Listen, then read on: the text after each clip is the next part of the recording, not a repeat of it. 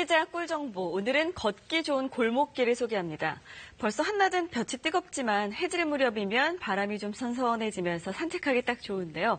한적하면서도 개성 가득한 골목길로 안내합니다. 네, 서울의 홍대, 신촌과 가까운 연희동 골목인데요. 자, 정지주 기자, 연희동은 좀 옆 동네랑 좀 번잡한 데는 달리 좀 완전히 주택가잖아요. 그죠? 그렇게 알고 계시죠? 일단은 질문 하나 드릴게요. 연희동이 왜 연희동일까요? 뭐 연희라는 사람이 많아서? 궁금하네요. 예. 조선시대 세종이 아버지를 위해서 지었던 연희궁이 있던 터였다고 해요. 그래서 그 이름이 연희동으로 이렇게 이어져 오고 있는 건데요.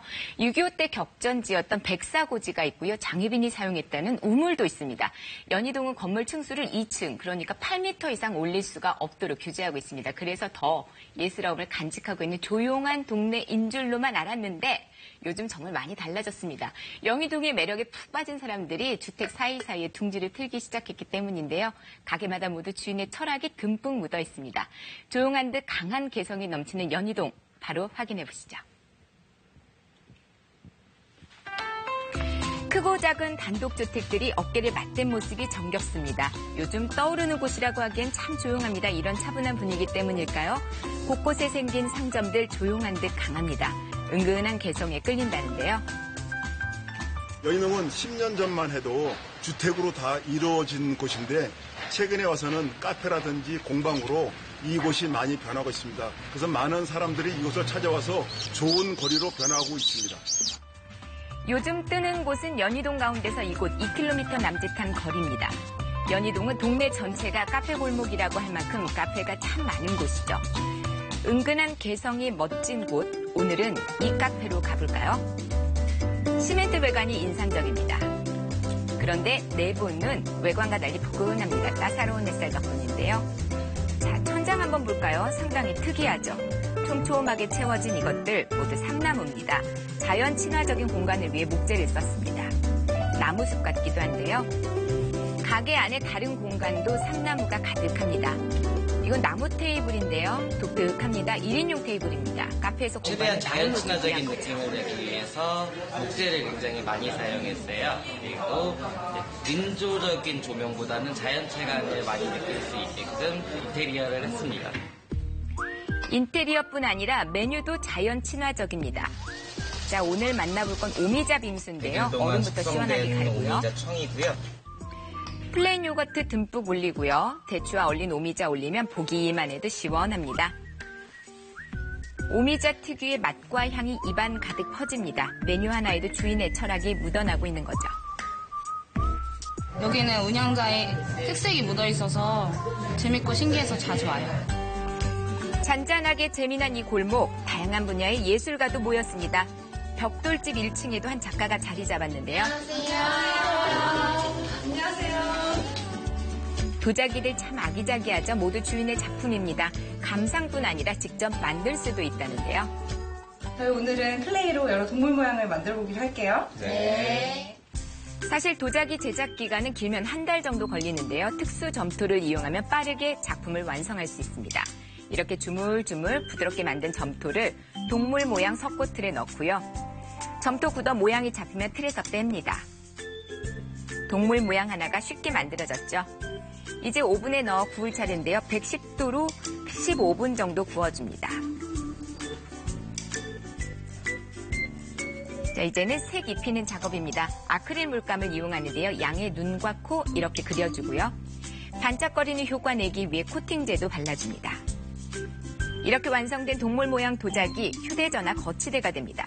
개성 가득 담긴 작품들, 재치 있으면서도 실용적. 예쁜 공방이 있어서 왔는데 이렇게 좋은 체험까지 하고 가서 너무 재밌었던 것 같아요. 느림의 미학이라 할까요? 천천히 걷다가 이번엔 간판 없는 한 가게로 들어섭니다. 어느 집 서재에 온 것 같은 기분입니다. 책장 가득 책이 빽빽한데 여기 서점입니다. 대형 서점과는 분위기가 전혀 다르죠. 사람들이 이 작은 책방을 찾는 이유가 있습니다. 주인이 직접 추천글을 손글씨로 쓰기 때문입니다. 이런 추천책 판매대가 따로 있습니다. 인간미가 물씬 느껴지죠? 여기에는요, 봉투에 담긴 이런 책도 있습니다. 제목이 아니라 이 추천글을 보고서 책을 고르는 건데요. 책을 산 다음에 포장을 뜯을 수가 있습니다. 그 전까지는 어떤 책인지 모르는 거죠. 책 고르는데 색다른 맛이 있습니다.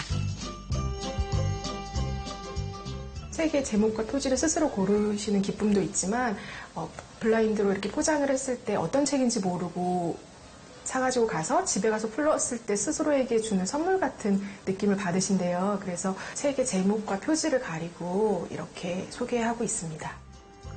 주인의 철학이 가득 담긴 동네 책방. 평소 같았으면 그냥 지나칠 책도 이곳에선 천천히 더 살펴보게 됩니다. 원장님들이 추천해 주시는 책들이 정말 제가 읽고 싶었던 분야의 책이어서 너무 좋았고요. 제가 책을 고르는데 도움이 많이 됐어요. 개성 가득한 연희동 골목은 빵집 거리로도 유명한데요. 6곳 정도가 운영 중인데 이 집은 건강빵으로 인기입니다. 빛깔 제대로인 블루베리의 알록달록 디저트가 시선을 사로잡는데요. 이건 싱싱한 딸기가 한가득입니다. 그런데 투박한 모양의 빵이 사람들에게 더 사랑을 받고 있다고 하네요. 그 인기 비결 궁금한데요. 주방으로 가볼까요? 이 집 빵 맛의 비법은 바로 반죽에 천연 발효종을 넣는 것입니다. 천연 발효종으로 빵을 부풀게 만들어서 빵을 먹어도 속이 더부룩하지 않습니다. 다른 집하고 좀 차별화될 수 있는 맛도 낼 수 있고 건강도 제공할 수 있어서 저희가 빵마다 맞는 종을 직접 담가 쓰고 있습니다. 이건 천연 발효종의 하나인 사워종을 넣은 프랑스식 시골빵 캉파뉴라는 건데요. 발효틀에 넣고 30분 정도 발효하고 오븐에 넣어 구워주면 노릇노릇 잘 부풀어 오른 빵이 나오는 거죠. 이 집 40년 전부터 이런 건강빵을 만들었습니다. 주인의 정성과 철학이 담긴 빵집입니다. 이젠 연희동 주민뿐 아니라 일부러 빵 사러 오는 분들도 많습니다. 연희동에 맛있는 빵집이 많다고 해서 찾아왔는데 여기 특이하고 맛있는 빵들이 많아서 고르는 재미도 있고 맛도 진짜 좋은 것 같아요. 한적한 여유가 있습니다. 가는 곳마다 나름의 이유와 철학이 담겨있는 연희동 골목이었습니다.